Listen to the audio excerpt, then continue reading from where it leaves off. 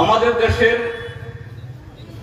সংবিধান রচিত হওয়ার পর 1950 ইংরেজিতে সেই সংবিধান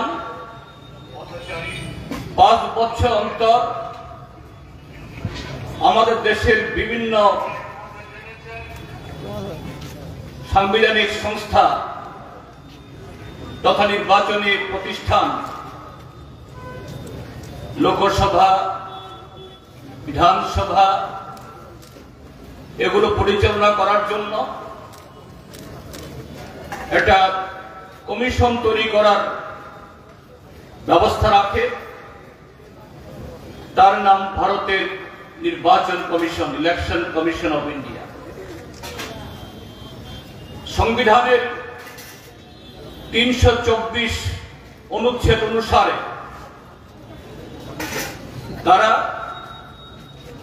এটা এই নির্বাচনের জন্য সেখানে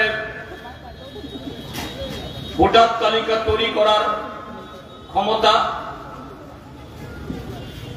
এবং সেই ভোটার তালিকা অনুযায়ী 5 বছর অন্তর তারা এই সংস্থাগুলি নির্বাচনের ব্যবস্থা করবেন নির্দিষ্ট আইনের ভিত্তিতে। সে আইন হল জনপ্রতিনিধিত্ব আইন 1950 এবং 1991। এই যে আইন, সে আইন মোতাবেক নির্বাচন কমিশন ভোটার তালিকাতে কাদের নাম তুলবেন? যাদের নাম রেশন কার্ড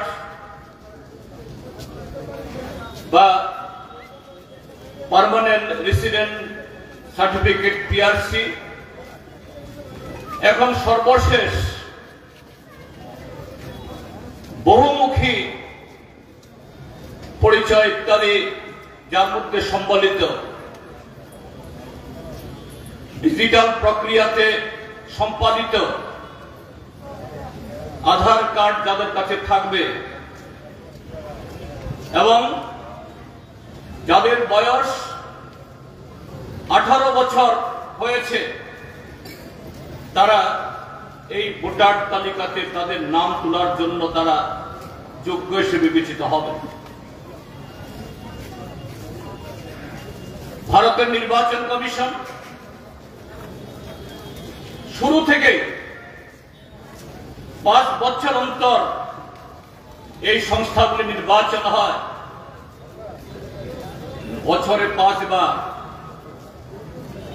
নভেম্বর, ডিসেম্বর, জানুয়ারি। এই 3 মাস ধরে ইন্টেনসিভ রিভিশন, অর্থাৎ সারা দেশে সবকটা লোকসভা বা বিধানসভা কেন্দ্রে বাধ্যতামূলকভাবে এই ভোটার তালিকা সংশোধনের ব্যবস্থা করা হয়। অর্থাৎ একটা নির্বাচন থেকে আরেকটা নির্বাচনের মধ্যে 5 বার। তো সেই জায়গায় যেটা আপনারা শুনলেন, বিহারে, তার আগে মহারাষ্ট্রে, সেখানে এরকম ইন্টেনসিভ রিভিশন হওয়ার পরও আর এরকম ইন্টেনসিভ রিভিশন অর্থাৎ নিবিড় যখন সংশোধনী হয়, প্রতিটি রাজ্যে, প্রতিটি জেলাতে, প্রতিটি মহকুমাতে সবকটা নির্বাচনী কেন্দ্রে এই সংশোধনী পর্ব শুরু হওয়ার আগে সবকটা সর্বভারতীয় রাজনৈতিক দল, রাজ্যের স্বীকৃত রাজনৈতিক দল তাদের প্রতিনিধিদের নিয়ে নির্বাচন কমিশনের প্রতিনিধি রাজ্যগুলোর ক্ষেত্রেতে জেলা শাসক, মহকুমাতে মহকুমা শাসক, তাদের অধীনে এডিশনাল এসডিএম যারা এয়ার ইত্যাদি হন। এই সংশোধনী পর্ব যাতে সেখানে নির্ঝঞ্ঝাটভাবে সংগঠিত হতে পারে তার জন্য আলোচনা সংগঠিত হয়। কিন্তু গত মহারাষ্ট্রের বিধানসভা নির্বাচনের আগে সেখানে এরকম স্পেশাল ইন্টেনসিভ রিভিশন হলো, এসআইআর হলো, বিশেষ নিবিড় সংশোধনী। আর বিহারে এই সেদিন সংগঠিত হলো। মহারাষ্ট্রেও এবং বিহারে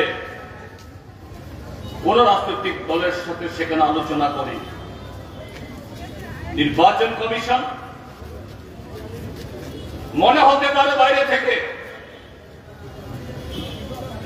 এককভাবে সিদ্ধান্ত গ্রহণ করে এই পদক্ষেপ গ্রহণ করেছেন, মোটেই না। শাসক দল ভারতীয় জনতা পার্টি এবং যে দুটি রাজ্যের মধ্যে এসআইআর হয়েছে, মহারাষ্ট্র এবং বিহারে, সেখানে বিজেপির সাথে যারা সহযোগীরা আছেন তাদের সাথে গোপন যুগ সদস্যে এই সংশোধনী পর্ব সংগঠিত করা হচ্ছে বা হয়েছে। কেন? মহারাষ্ট্রের নির্বাচনের ফলাফলের পরে শুধু বিরোধী রাজনৈতিক দলগুলো না, সেখানে কংগ্রেস, শরদ যাদবের এনসিপি এবং শিবসেনা, ঠাকরে, এই তিনটি দলের যে মহাগঠবন্ধন, মহাবিকাশ আগামী, শুধু তাদের অভিযোগ না,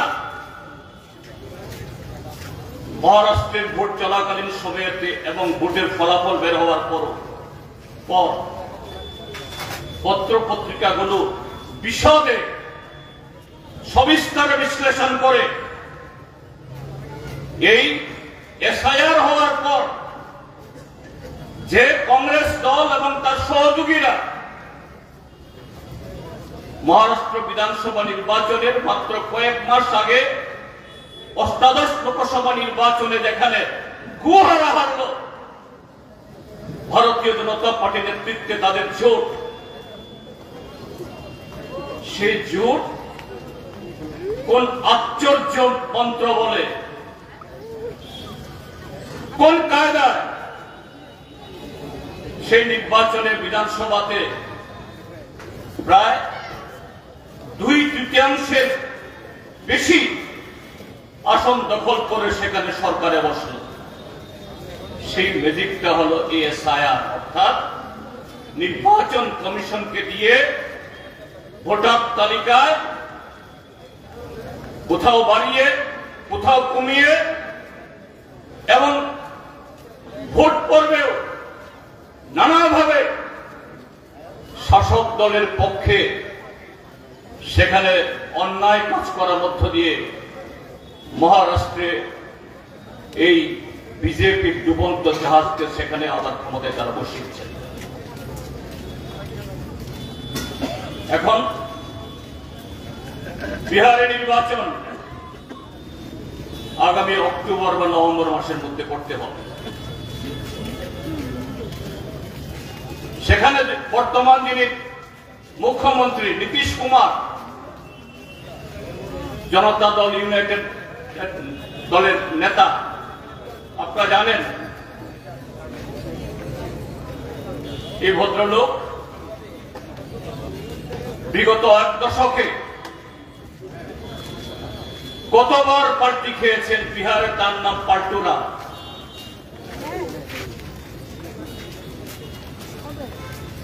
ক্ষমতায় টিকে থাকার জন্য কখনো বিজেপির হাত ধরেন, আবার কখনো বিজেপির হাত ছাড়েন। আবার বিজেপিকে এই পাল্টু নামের প্রয়োজন হয়। এবারে লোকসভা নির্বাচনে দেখেছেন সেখানে নীতিশ কুমারের দল যে বিরোধী জোট বা ইন্ডিয়া ব্লক তৈরি হয়েছিল, সেখান থেকে বিশ্বাসঘাতকতা করে যদি বেরিয়ে না আসতেন, অনিবার্যভাবে আজকে ভারতের প্রধানমন্ত্রীর চেয়ারে নরেন্দ্র মোদী থাকার কথা ছিল না। তৃতীয়বার বিজেপির নেতৃত্বে ভারতবর্ষের সরকার হয় না। ভারতীয় জনতা পার্টি আমাদের দেশের শাসন ক্ষমতা দখল করে আজকে একটার পর একটা জনবিরোধী সিদ্ধান্ত গ্রহণ করে এই দেশের একচেটিয়া পুঁজির কাছে দেশের কোটি কোটি মানুষের ভাগ্য তুলে দেওয়ার এই সুযোগ পেতেন না। এখন শুধুমাত্র আমাদের দেশের একচেটিয়া পুঁজির সেবা করছেন না, লক্ষ্য করছেন। আমি এগুলো বলে এখানে আবহাওয়া খারাপ, সময় নেব না। শুধু আমাদের দেশের একচেটিয়া পুঁজির কাছে না, কিভাবে ওই আমেরিকার ট্রাম্প সাহেবের তার ভোটের তলায় এই ভারতবর্ষের অর্থনীতি, আমাদের দেশের শ্রমিক কৃষক তাদের সমস্ত ঘাম রক্ত পরিশ্রম সেখানে তুলে দিচ্ছে। এইভাবেই এই পাল্টু নামের সাথে এই চুক্তি করে আমাদের প্রধানমন্ত্রী 140 কোটি মানুষের এত বড় অপমান, সেই পহলগামের ঘটনাই হোক, আজকে আমাদের দেশের পণ্য আমেরিকাতে বিক্রি হবে, সেখানে 50% বেশি যে শুল্ক চাপিয়ে দিচ্ছে জবরদস্তি করে। আমাদের দেশের কৃষি ক্ষেত্র, আমাদের দেশের বাণিজ্য ক্ষেত্র,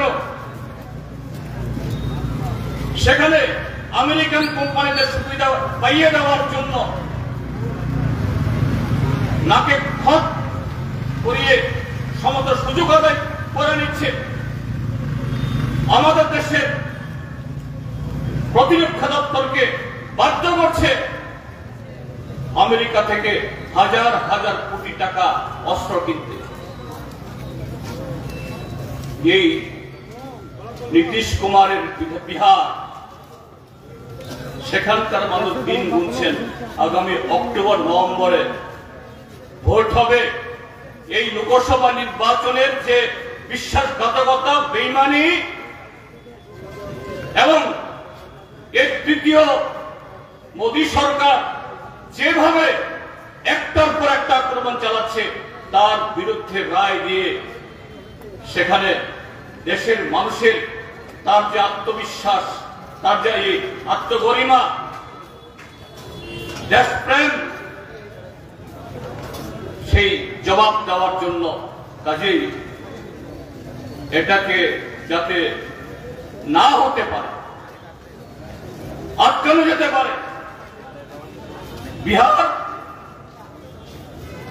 সাংসদের সংখ্যায় ভারতীয় পার্লামেন্টে বিভিন্ন রাজ্যগুলো থেকে যে বড় সংখ্যায় সাংসদ নির্বাচিত করে, তার তৃতীয় কি চতুর্থ রাজ্য, কাজেই সে রাজ্যে বিজেপি এবং তার সহযোগীর যদি পতন হয়, আগামী দিনের এই যে শোষণ কার্য যেভাবে চালিয়েছে, এটা মসৃণ হবে না।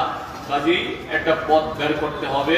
কাজেই এই প্রসংবাদ ভারতের নির্বাচন কমিশনকে দিয়ে এই স্পেশাল ইন্টেনসিভ রিভিউ এ সম্পর্কে শুনেছেন। আমি এখন শুধু বিহারের জন্য, আগামী নির্বাচনকে প্রশাসনে পরিণত করার জন্য শুধু এই নির্বাচন কমিশনকে নিয়ে এই চক্রান্ত করাচ্ছে, আমরা যদি শুধু এইভাবে দেখি এটা ভুল হবে। নির্বাচন কমিশন এখন হয়ে উঠেছে এরকম আরো কয়েকটি সাংবিধানিক সংস্থা, সিবিআই, ইডি, ইনকাম ট্যাক্সের মতো ভারতীয় জনতা পার্টি তার সরকারকে ধরে রাখার জন্য, টিকিয়ে রাখার জন্য, বিরোধী সরকারকে ভাঙার জন্য এদের একটা হাতিয়ার হিসাব। এবং এটা শুধু বিহারে না, আপনি লক্ষ্য করছেন ত্রিপুরা রাজ্যেও এরকম একটা চক্রান্ত এই ত্রিপুরা রাজ্যকে নিয়ে এই নির্বাচন কমিশন অর্থাৎ বকলমে ভারতীয় জনতা পার্টি তাদের অঙ্গুলি হেলনে এই ত্রিপুরা রাজ্যের মধ্যে একটা চক্রান্ত শুরু হয়েছে।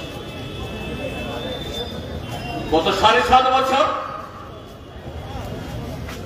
এখানে বিভিন্ন ধরনের অসাধু উপায় অনুসরণ করে এখানে বিজেপি, ত্রিপুরা মাথায় পিএফটি শুধু গেল বিধানসভা না, লোকসভা, এডিসি, ত্রিস্তর পঞ্চায়েত, আগরতলা মিউনিসিপাল কর্পোরেশন থেকে শুরু করে বাকি নগরগুলো যেভাবে অগণতান্ত্রিক ভাবে দখল করে এখানে জনগণের উপরে তাদের এই নয়া পেশিবাদী কার্যকলাপ তারা চাপিয়ে দিচ্ছে, তার ফলশ্রুতি আমরা দেখছি। যদি জনগণের ভোটে নির্বাচিত সরকার না হয়, কালো টাকার চোরে অবৈধ পথে বা এরকম সাংবিধানিক সংস্থাগুলো ব্যবহার করে, এটা যে দলেই হোক, সে দল এরকম যদি ক্ষমতা দখল করতে পারে, এরা কখনো জনগণের হিতে কাজ করতে পারে না। তাদের কর্মসূচি, নেওয়া কর্মসূচি কখনো জনকল্যাণমূলক হতে পারে না। তারা কখনো সার্বিকভাবে কোন নগরের বা রাজ্যের বা দেশের মঙ্গলে কাজ করতে পারে না। আজকে ত্রিপুরা রাজ্য তার জ্বলন্ত সাক্ষী। এই ত্রিপুরা রাজ্যের মধ্যে এমন দিন যায় না রাজ্যের বিভিন্ন প্রান্তে 3টা, 4টা, 5টা, 6টা জায়গাতে বিভিন্ন কারণে কোথাও পানীয় জল, কোথাও যোগাযোগ ব্যবস্থা, কোথাও বিদ্যুৎ, কোথাও স্বাস্থ্য, কোথাও শিক্ষা, আর গ্রামীণ কি শহরের যারা গরিব মানুষ তাদের কর্মহীনতা, বেকার যুবকদের কাছে না পাওয়া, এটা তো আছে। পাহাড়, এডিসি এলাকা আরো দুরবস্থা, যার ফলশ্রুতি প্রতিদিন আমরা দেখছি আমাদের ত্রিপুরা রাজ্যের মধ্যে কিভাবে এটা আমাদের সমাজ জীবন, আইন শৃঙ্খলা হোক বা অর্থনীতি, সমস্ত ক্ষেত্রেতে তার প্রতিফলন, কি বিষময় তার প্রতিফলন আমরা লক্ষ্য করছি। এই গত 1 সপ্তাহের মধ্যেও কোথাও প্রায় সাম্প্রদায়িক দাঙ্গা লেগে যাওয়ার মতো অবস্থা, কোথাও দুর্ঘটনাগ্রস্ত একজন শ্রমিক ঘন্টার পর ঘন্টা মৃত্যুর সাথে পাঞ্জা কষেও একটু সাহায্য পায় না, কোথাও রাস্তাঘাট অচল, হাজার হাজার কোটি টাকা দিয়ে জাতীয় সড়ক নির্মাণ করা হয়েছে, 5 মাস 6 মাস একটা বর্ষা না যেতেই চলার উপযোগী না। আর কাজ পাওয়া এগুলো তো দূরস্থ। কেন এগুলো?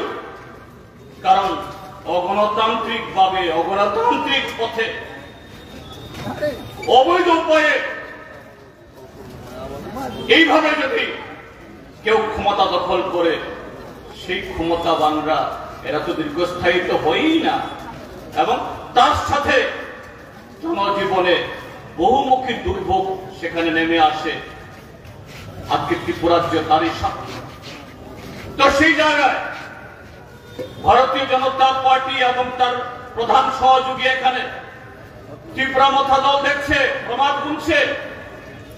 রাজ্যের মানুষ যাদেরকে ভুল বুঝে সাময়িকের জন্য হলেও মোহ সৃষ্টি করে যারা ক্ষমতা দখল করেছেন, মানুষ সরে যাচ্ছে। তাদের হয়ে যারা অপরাধে হাত পাকিয়েছিলেন বা অপরাধে যুক্ত হওয়ার জন্য বাধ্য হয়েছিলেন, তারাও ভুল বুঝছে যে তারা সে অপরাধ কার্যে সামিল হচ্ছেন না, প্রতিবাদ করছেন। তারাও তাদের নতুন কায়দা এখানেও ওই ত্রিপুরা মাথাকে দিয়ে দিল্লিতে নির্বাচন কমিশনের কাছে পাঠানো হয়েছে। পত্রিকায় খবর দেখেছেন, ছবি দেখেছেন, কেবল চ্যানেলগুলোতে সে ফুটেজ দেখেছেন। কি নির্বাচন কমিশন নাকি তাদেরকে প্রতিশ্রুতি দিয়েছে, হ্যাঁ ত্রিপুরাজ্যের মধ্যেও স্পেশাল ইন্টেনসিভ রিভিউ হবে। কিন্তু এখানে তো ভোট কালকে হচ্ছে না, বিহারে অক্টোবর নভেম্বরে হবে। ত্রিপুরা ভোট তার একটু দূরে, তাহলে এখানে স্পেশাল ইন্টেনসিভ রিভিউ কেন? ত্রিপুরা মথা দল, ত্রিপুরালেন, বেটার ত্রিপুরালেন, তার সাথে আরো বহু স্লোগান, দিল্লির চুক্তি ইত্যাদি করে একটাও কার্যকরী হচ্ছে না, হবেও না। পায়ের তলা মাটি হারাচ্ছে, কাজে টিকে থাকতে হবে। নতুন স্লোগান চাই। সরলমতি ট্রাইবেল অংশের মানুষ, বিশেষ করে যুবাদের মধ্যে একটা অংশ যারা অন্ধের মতো বিশ্বাস করেছিল, তাদেরকে উত্তেজিত করার জন্য একটা স্লোগান চাই। স্লোগান তৈরি হলো ইলিগ্যাল মাইগ্রান্ট, অবৈধভাবে বিদেশিরা অনুপ্রবেশ করেছে তাদেরকে বিতরণ করা। হ্যাঁ, ঘটনা আমরা ত্রিপুরাজ্যের মানুষ, ত্রিপুরাজ্যের মধ্যে বাংলাদেশ, মিয়ানমার থেকে যে অবৈধভাবে লোক অনুপ্রবেশ করছে,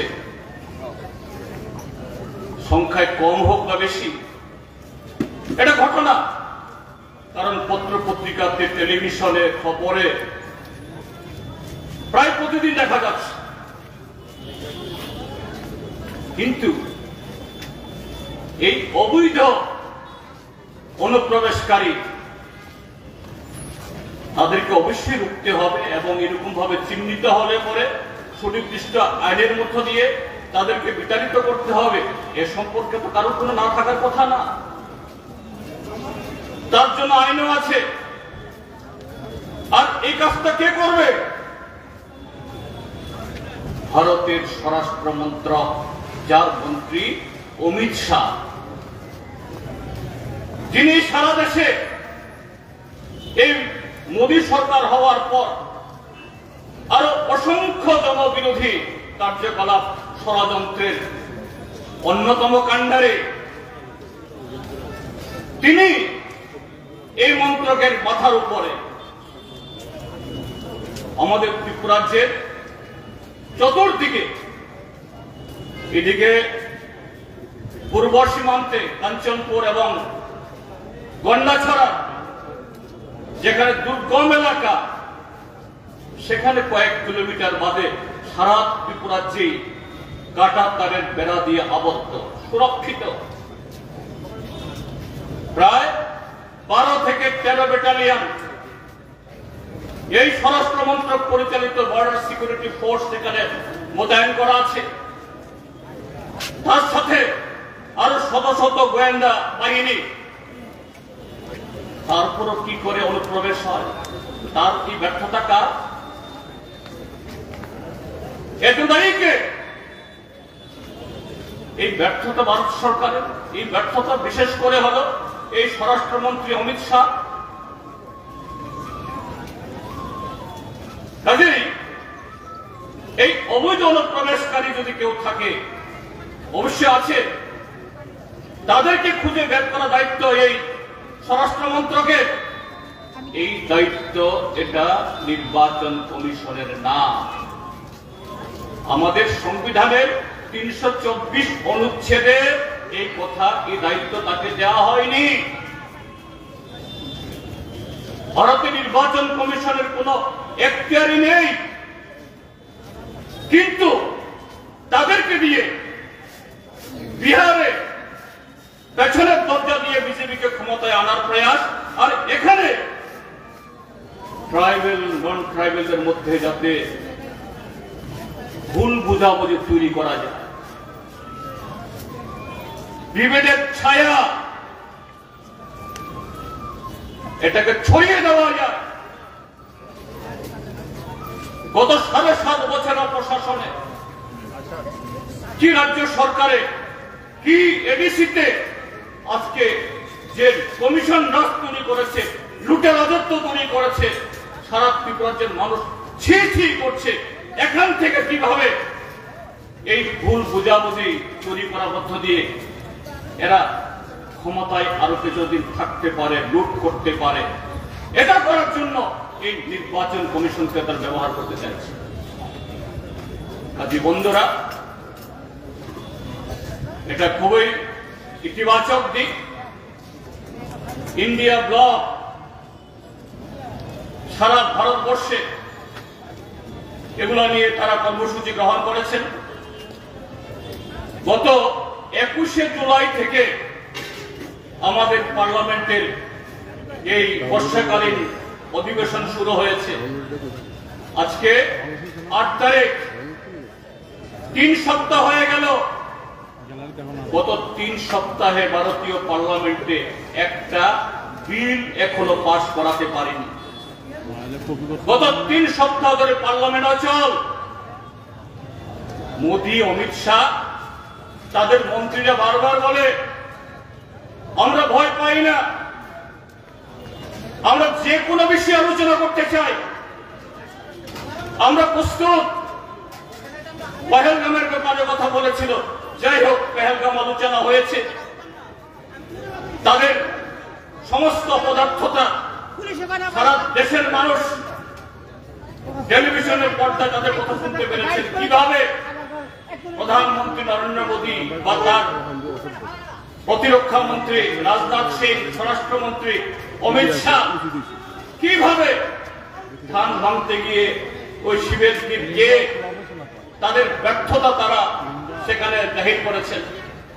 কিন্তু আজকে অবধি, আজকে পর্যন্ত, আজকে শুক্রবার, আজকে পার্লামেন্ট ছিল,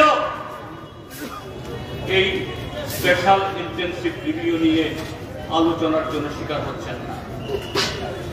আজকেও পার্লামেন্ট চলতে পারেনি। এটা গোটা অধিবেশন কোন ধরনের আউটপুট ছাড়া, কোন ধরনের ফসল ছাড়া এটা ভেস্তে যাওয়ার মতো অবস্থা হয়েছে। যে বিজেপি তাদের এই ভিন্ন প্রয়াসের ফলে এই যে নির্বাচন কমিশনকে দিয়ে যে অন্যায় কাজটা করাচ্ছে, এটা নিয়ে পার্লামেন্টে আলোচনা করতে তারা যে কত ভীত, এদের সমস্ত যে এই নির্বাচন ব্যবস্থাকে ধ্বংস করার যে চক্রান্ত, এটা বেরিয়ে যাবে। আর গতকাল লোকসভার বিরোধী দল নেতা, কংগ্রেসের সর্বোচ্চ নেতা রাহুল গান্ধী গতকালের সাংবাদিক সম্মেলনের পর হাতে কলমে একেবারে স্লাইড দেখিয়ে নির্বাচন কমিশনের পোল যেভাবে খুলেছে, কাজে আগামী দিন তাদের সমস্ত চক্রান্ত আরো বেরিয়ে আসবে এবং আমরা আশা করব গোটা গণতান্ত্রিক শক্তি ধর্মনিরপেক্ষ দলগুলো অন্তত এবারের লোকসভা অধিবেশনে যেরকম ভাবে ঐক্যবদ্ধ ভাবে বিজেপির এই সার্বিক চক্রান্তের বিরুদ্ধে যেভাবে দাঁড়িয়েছে, আগামী দিনও এইভাবে ঐক্যবদ্ধ আন্দোলন এবং ঐক্যবদ্ধ ভাবে দেশের স্বার্থে, জাতীয় স্বার্থে দাঁড়ানোর মধ্য দিয়ে ভারতীয় জনতা পার্টির এই যাবতীয় চক্রান্ত ষড়যন্ত্র মোকাবেলা করে এই দেশের সংবিধান, গণতান্ত্রিক ব্যবস্থা, ধর্মনিরপেক্ষ কাঠামো এবং দেশের নির্বাচন ব্যবস্থাকে রক্ষা করার তার সক্ষম ভাবে আশা করি। আমি আমার কথা আর বাড়াচ্ছি না। এই ত্রিপুরাজ্যের মধ্যে যে চক্রান্ত শুরু হয়েছে, যেটা বললাম, যে এসআইআর কে কেন্দ্র করে ত্রিপুরা মথাকে দলকে যেভাবে পথে নামানো হয়েছে, এখন অব্দি ভারতীয় জনতা পার্টি এটা নিয়ে একটা টু শব্দ করছে না। তার মানে হলো এদের ভেতরে যে একটা কারসাজি, আন্ডারস্ট্যান্ডিং, বোঝাপড়া নিয়েই কাজটা করছে। কাজেই আমাদের আরো সতর্ক থাকতে হবে এবং এরকম ভাবে আমাদের গণতান্ত্রিক অধিকার, এই রাজ্যের মধ্যে শান্তি সম্প্রীতি এটা রক্ষায় আরো জোরদার ভাবে আমাদের পথে থাকতে হবে। এই আহ্বান রেখে আবারও সকলকে অভিনন্দন জ্ঞাপন করে আমরা বক্তব্য শেষ করছি। ইনকলাব জিন্দাবাদ।